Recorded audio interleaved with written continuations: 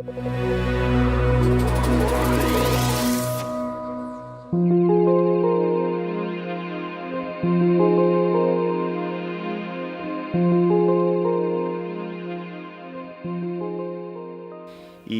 Gustavo Bordes, que ha tenido la gentileza, la amabilidad y el cariño, la distinción que me ha hecho de pedirme no solo que hable, sino también comenzar este tramo, me pedía hablar del lavado de dinero, digamos, en forma genérica. Y yo haré algunas consideraciones para luego rápidamente desviarme e irme de tema.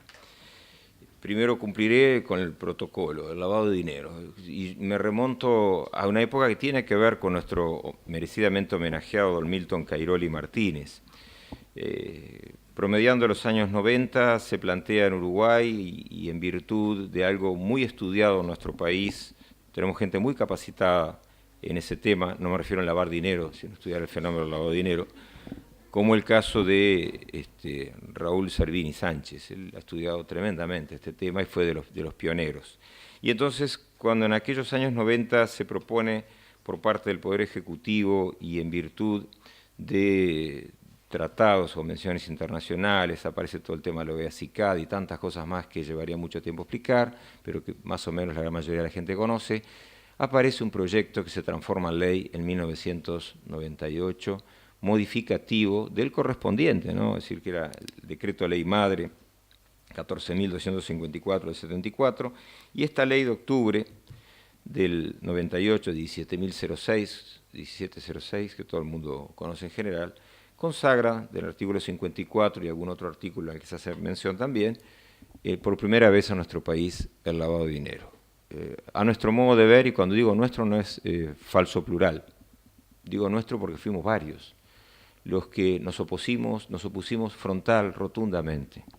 Han pasado años, el 98, 2008, y dentro de 2 años serán 20 años de un rotundo fracaso en la lucha o el combate contra las drogas. Y Uruguay no es la excepción. Falló Estados Unidos y fallaron todos los demás países. Es una historia vieja, ya no es historia nueva. Aquellos que antes todavía, en comienzos de los años 90, de una manera al principio yo diría casi temerosa, porque lo recuerdo muy bien con Jorge Paul Pereira, Schurman, yendo a los primeros eventos en el año 89, 90, 91, a discutir sobre drogas, y nosotros, más jóvenes que la mayoría de los interlocutores que teníamos enfrente, y obviamente con mucha menos currícula, etcétera, etcétera, hablábamos de un liberacionismo sobre drogas, pese a que ni él ni yo éramos ni siquiera fumadores de marihuana y nunca la habíamos probado. Pero éramos partidarios de acabar con la estupidez de restringir el asunto de las drogas. Un gran daño para las personas, algo pésimo. Las drogas prohibidas y las permitidas son malas, pero la cuestión es si vamos a cernir sobre ellas la ley penal o hasta qué límite, cuál es el punto racional para establecerla. Y nosotros, con el ímpetu aquel juvenil, recorrimos todas las facultades de la Universidad de la República con bienestar universitario, junto a otros como Guido Berro, Luis Barrios en su momento como sociólogo, Rafael Baize y un montón de gente más, y había gente de todo tipo de ideología allí. Pero primaba, y sin habernos puesto de acuerdo en absoluto, sino simplemente surgía espontáneamente, el rechazo que veíamos en Uruguay, pese a que Uruguay tenía la normativa, aquel decreto de ley ya mencionado, más abierta y más liberal de toda la región, donde el consumo no era delito y solo teníamos, previo a ese decreto de ley, aquel artículo previsto en los delitos contra la salud pública en relación a la coca, el opio y sus derivados. Uruguay era un país de un elefante blanco en el mundo. El decreto de ley, aún estando en dictadura, hay que aclarar que en relación a otros países también era un régimen excepcional. Y sin embargo Uruguay, con lo previo y con el decreto de ley, no se llegó de drogadictos turísticos que viniesen a nuestro país. Es decir, la experiencia uruguaya es interesantísima. No en vano, varios tesistas de otros países han venido al nuestro a estudiar el fenómeno.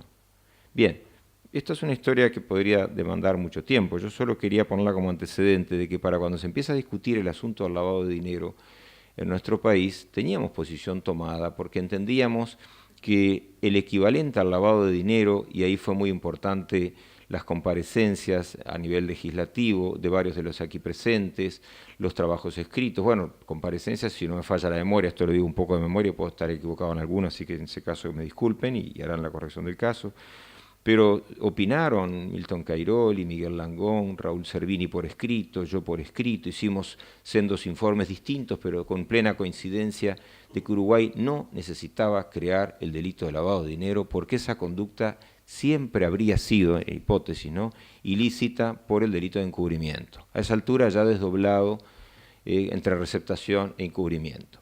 Se nos dijo de la Nobel, en aquel momento reciente, Junta Nacional de Drogas, cuando se había creado en aquella administración, se nos dijo que bueno, que podría ser cierto, pero tuvimos un muy buen intercambio con ellos. Aquellos que fuimos partícipes de esto lo sabemos. Pero que de todas formas Uruguay estaba obligado a legislar. Uruguay había firmado convenios internacionales y por lo tanto había una obligación al respecto. Y eso es un tema sobre el que luego volveré. Esas obligaciones que contraemos en una especie de símil del castillo fácil con firma fácil. Firmamos cualquier cosa, lo que venga, sin discutir antes. Primero firmamos, después vemos qué hacemos. Mandamos gente que no es idónea, en el gran promedio, no se ofende a nadie, pero es verdad, no son expertos en materia penal, y lo pone a obligar al país a legislar en materia penal, sin consultar previamente qué conviene o qué no conviene. Uruguay no iba a evitar, ni aumentar, ni disminuir, ni cambiar nada de lavado de dinero. Solo iba a construir una grifa que se llamaría lavado de dinero, blanqueo de capitales, como ustedes lo quieran denominar. Da igual. Y eso fue lo que pasó. Se legisló. El Instituto Uruguayo de Derecho Penal tuvo una gran actuación porque debido a esas comparecencias en legislativo, malos informes, creo que tú, Betty, también tuviste intervención, así que disculpen a aquellos que me salté, porque estoy hablando de esto de memoria, en una memoria que cada día me resulta más frágil. Pero ahora que te veo, probablemente hay que citarte el ímpetu y la pasión que le pusiste a discutir ese tema. Y Gastoncito Chávez por ahí andaba también, boyando. Entonces, pero siempre con otra prudencia, con otro peso. Entonces, frente a eso, pero gran nadador, frente a eso, el Instituto tuvo un gran logro, hay que destacarlo, ya que nos va tan mal en tantas cosas, hay que decir lo que se consigue. Merced a la intervención del Instituto, se bajaron todos los mínimos de pena y se tornaron excarcelables. Eso es un mérito de la Academia Uruguaya. ¿Qué quiero decir con esto? No es loas a nuestro instituto solamente, es decir, hoy tenemos que librar otro combate. Tenemos que asumir un compromiso, a mi modo de ver, contra una oprobiosa ley que es autoritaria en plena democracia. Proyecto de ley que además nos dijeron, en la redacción dice proyecto, pero luego nos aclararon rápidamente ante un comunicado sacado por el Colegio de Abogados, corredactado por el entonces presidente Eugenio Xavier de Melo, Martín Rizo Ferrán, Ricardo Mesera, Alberto Varela y el suscrito.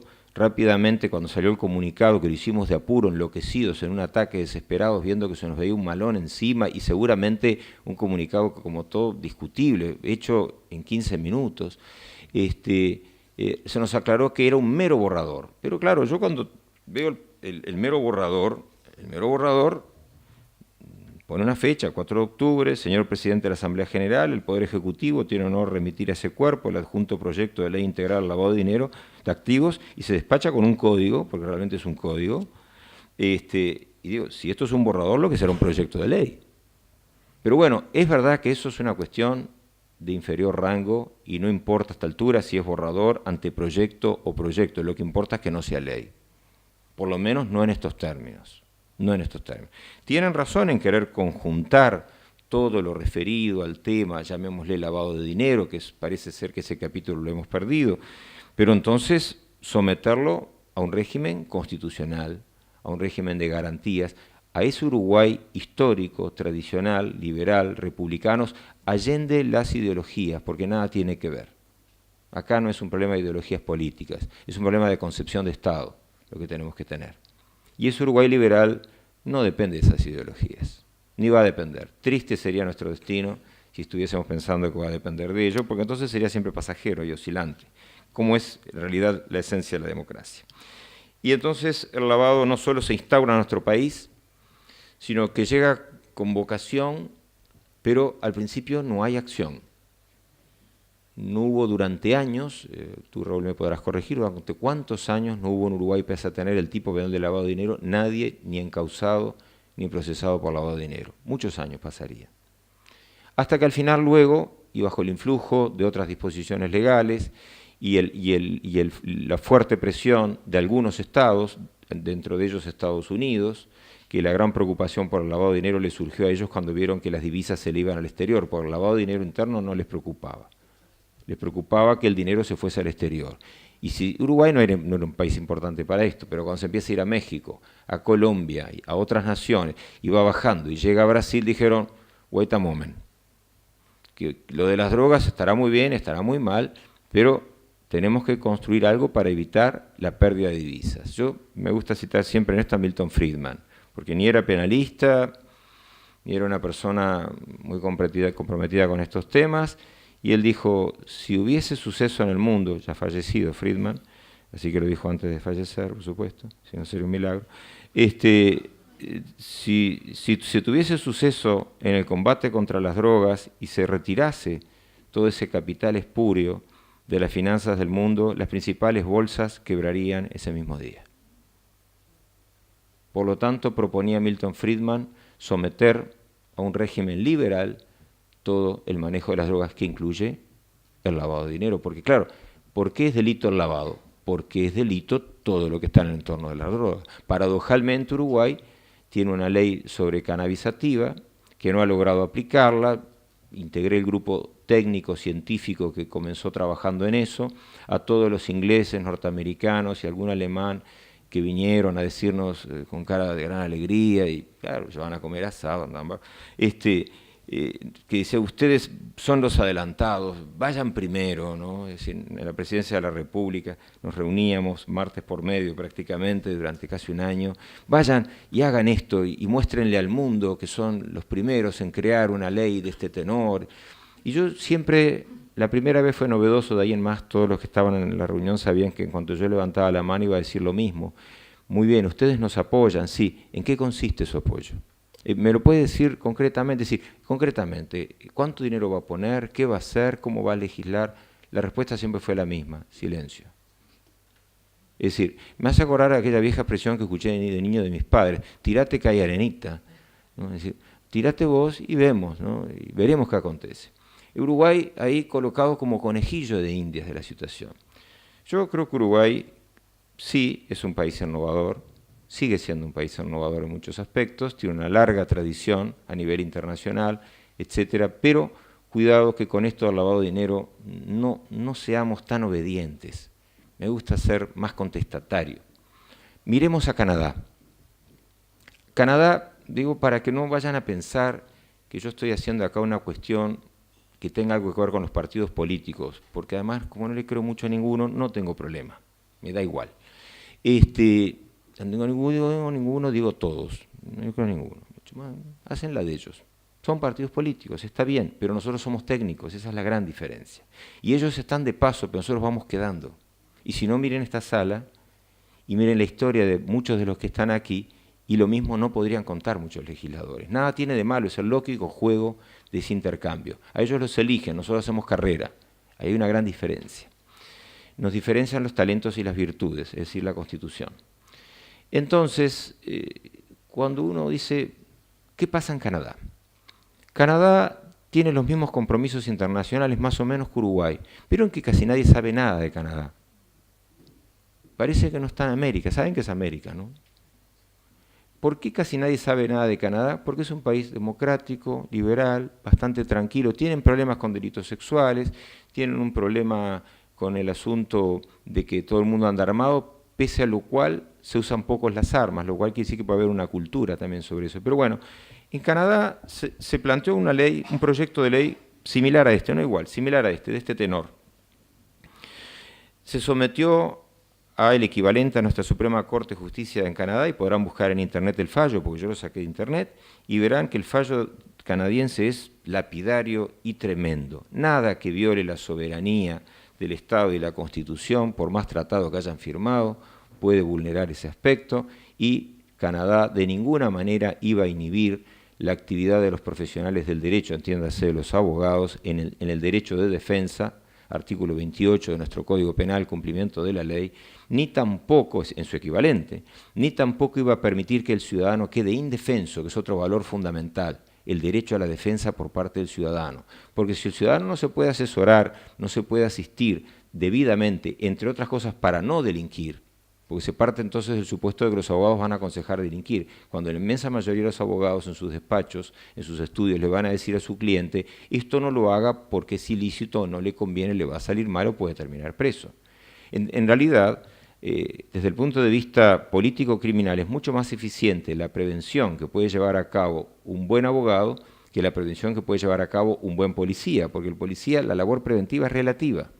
En cambio, la labor preventiva del abogado es fundamental, pero ahora uno se ve en la tremenda, con este proyecto, en la tremenda contradicción de tener, y yo me remito a lo que es en el artículo 11, 12 y 13 de este proyecto, que será multianalizado en este evento, pero se ve en la tremenda disyuntiva y obligación que le quieren imponer en caso de que sea ley, y desde la que ya por supuesto nos opondremos, en todo sentido, de que deba, una vez enterado de que hay una actividad inusual, sospechosa, no suficientemente justificada, en un negocio siempre de corte financiero, complejo, y alguna otra perla más, que es todo lo que hacemos los abogados, porque ¿qué le llega al abogado? Lo inusual. ¿Qué es lo usual? Lo inusual.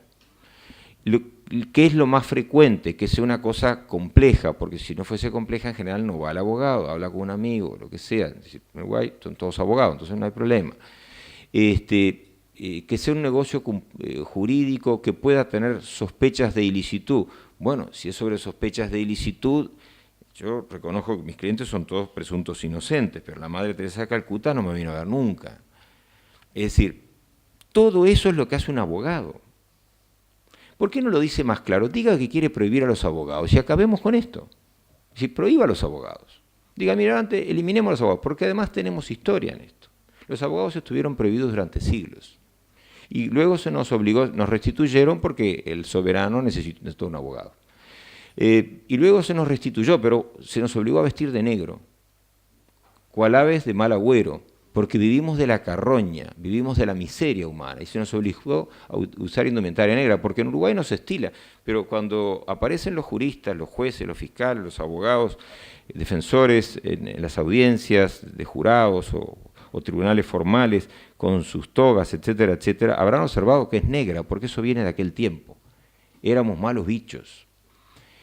En el siglo XIV, don Nicolás Eymerich publicó no el primero ni el último manual sobre Inquisición y comenzaba con una expresión aplicable hoy día.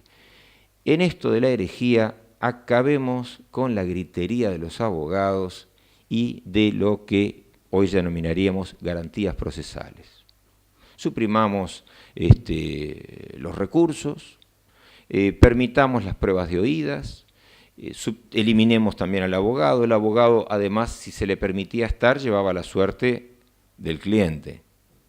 Ergo, primero, tenía que defenderlo muy bien, y segundo, casi nadie quería defender. Lean, no vean la película, lean, si quieren, En nombre de la rosa de Humberto Eco y verán en buena medida parte de este relato. Es decir, nosotros tenemos una larga historia de ser perseguidos, y hoy lo somos, en plena democracia, en un Estado pleno de derecho, en una democracia linda que tiene Uruguay. Y se darán cuenta que eso nada tiene que ver con qué partido esté o no esté, sino que es linda, es buena, es sólida. No está en duda la democracia de nuestro país, pero sí hay expresiones, como destacaba hace años atrás Manuel Cancio Meliá en el Consejo de nuestra facultad, en la democracia hay expresiones de autoritarismo.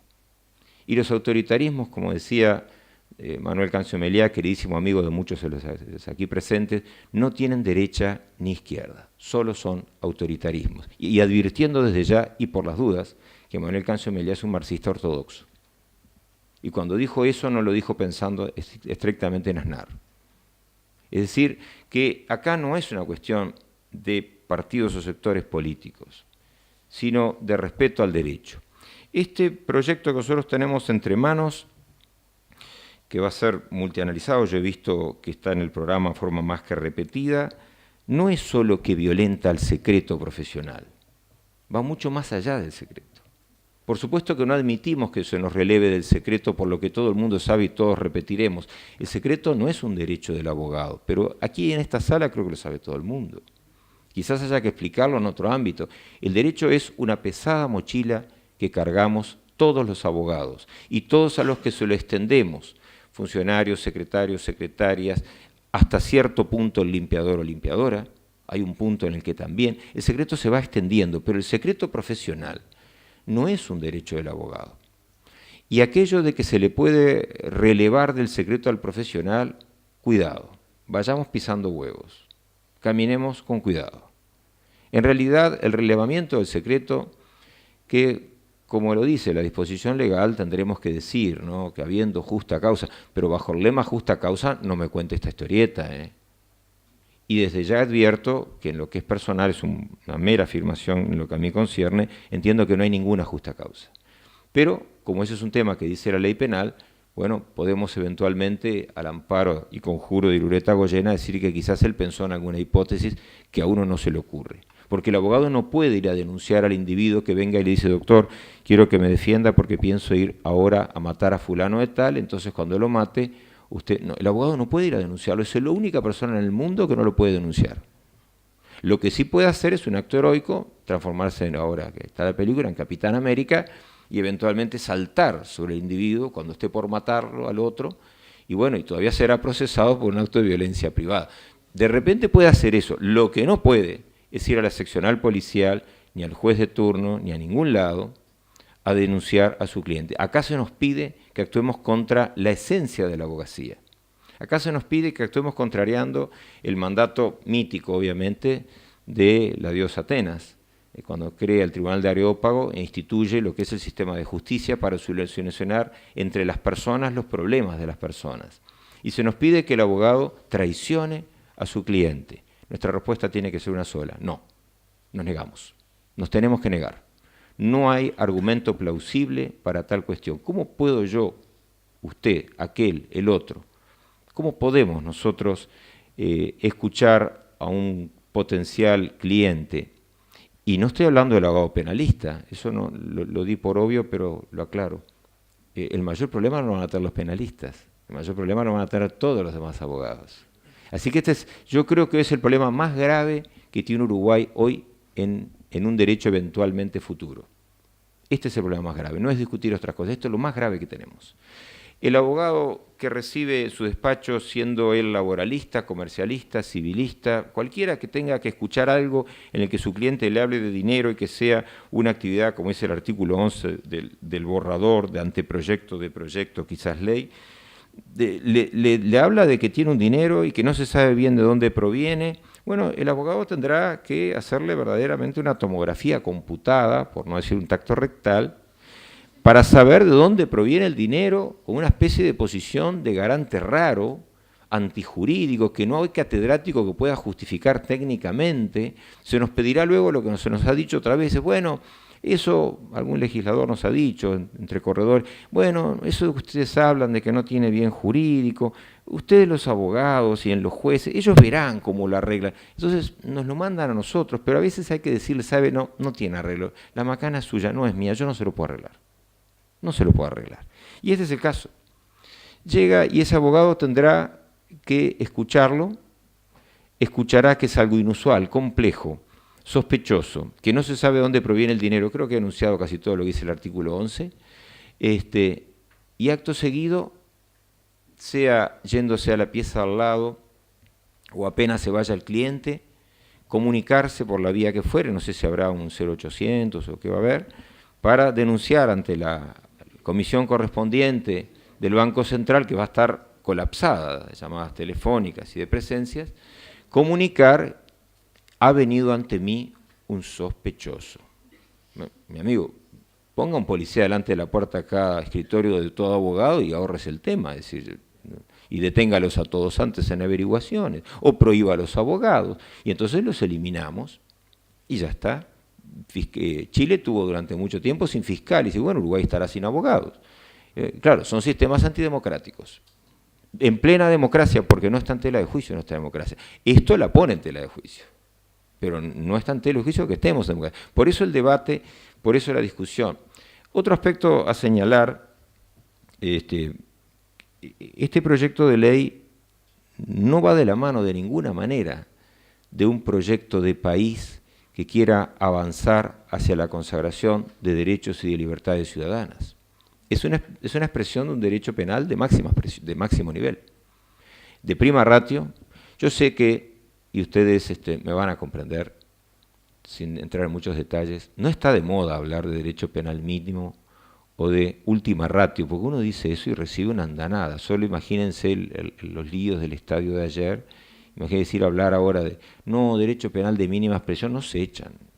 Entonces uno aprende a decirlo, pero a veces decirlo de otra manera. Hablemos de un derecho penal necesario, porque si hicimos garantista tampoco les va a gustar.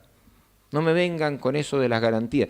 Como algún legislador nos ha dicho, no, en tal proyecto ni los llamamos porque ya sabemos que nos iban a decir que no. Tienen razón. Eso tiene razón, es verdad. Sobre el de la prisión, este mamarracho que hicieron ahora, que es ley, que está vigente, que es un esperpento, no están obligados, pero tampoco consultaron. No están obligados, no hay obligación. Hicieron lo que hicieron, el artículo 1 es oprobioso, desde ya. Pero bueno, ahí quedó. Entonces, da la pauta de que en Uruguay el derecho penal de este corte autoritario está de moda. Es mediático, vende, está en la prensa, le sirve al legislador y parece convencer en cierta medida a la tribuna, hasta que la gente se dé cuenta de que no surte efectos reales y que tampoco es eficiente. Y entonces la moto que le venden no sirve y vamos a tener otro posible problema. Más reclamo de derecho penal, porque este no sirvió, o quizás tornarnos más inteligentes y decir este no es el camino. El derecho penal no resuelve conflictos sociales. El problema del lavado del dinero proveniente de cualquier cosa, de tráfico de armas, de terrorismo, porque este proyecto de ley es genial, va en un paquete, en un combo con otro de terrorismo, colocando al lavado de dinero exactamente igual que terrorismo. Entonces, uno puede decir, mire, en realidad hemos cerrado el camino, lo venimos cerrando desde aquel 1998, pese a los cambios de gobierno, de administraciones, de todos los legisladores prácticamente, habría que ver si queda alguno de aquella época, y sin embargo seguimos ese sendero a nuestro modo de ver, desde el punto de vista técnico, científico, sociológico, criminológico, político, criminal, equivocado, desacertado. Si se nos dijese, mire, todo lo que usted dice puede ser cierto o no, pero sabe que con esta disposición realmente en Uruguay se va a acabar el lavado de dinero, se va a acabar el blanqueo de capitales, no va a haber problema con las drogas, la gente caminará segura por las calles, no va a haber terrorismo, no hay terrorismo, pero igual, aparentemente, que se sepa por lo menos, va a andar todo bárbaro. Reconozco que el discurso nuestro quizás podría flaquear aun cuando no abdiquemos de los conceptos que hemos señalado, pero la realidad hace rato que viene comprobando exactamente lo opuesto. Los mayores niveles de punición, los mayores niveles de represión, los mayores niveles de castigo en cárceles más que censuradas, etcétera, etcétera, lo que producen es más delito, más criminalidad, más violencia, más odio, más separación entre los sectores sociales. No se coadyuva en ese sentido. Entonces, para finalizar, porque me parece fundamental, cuando en este proyecto, en los artículos antes mencionados, 11, 12 y 13, se menciona, se hace referencia en el numeral tercero del 12, sujetos obligados no financieros, a los escribanos, abogados y otros profesionales, y dice literalmente, y esto me permito decirlo para aquel que no lo haya leído, cuando participen en el asesoramiento o la realización de, y denota un montón de actividades que son las que llevan a cabo cualquier abogado honesto, que actúa amante de su profesión, que quiere asesorar y asistir. ¿Qué otra cosa distinta hace un abogado que acompañar a su cliente? Y acompañar, en latín, cumpane, el que viene con el pan, es decir, el que nos ayuda. Y advocatus significa coadyuvarse con el otro. Y si bien es cierto que Ferreira nos pegó con un caño en la moral de los intelectuales al abogado, también es cierto que rescató, hay que ver la parte negativa, nos trató de inmorales, pero luego aclaró que en realidad el abogado, en suma, debe hacer eso. Es decir, que el abogado no solo asesora y defiende porque le gusta, lo hace porque es su deber, y cuando cualquiera de nosotros, pero voy a utilizar el yo, es profeso pensando en cada uno. Cuando yo entré a la Facultad de Derecho, no entré pensando en gobernarme por una ley así, entré pensando en hacer y ejercer un buen derecho. Muchas gracias.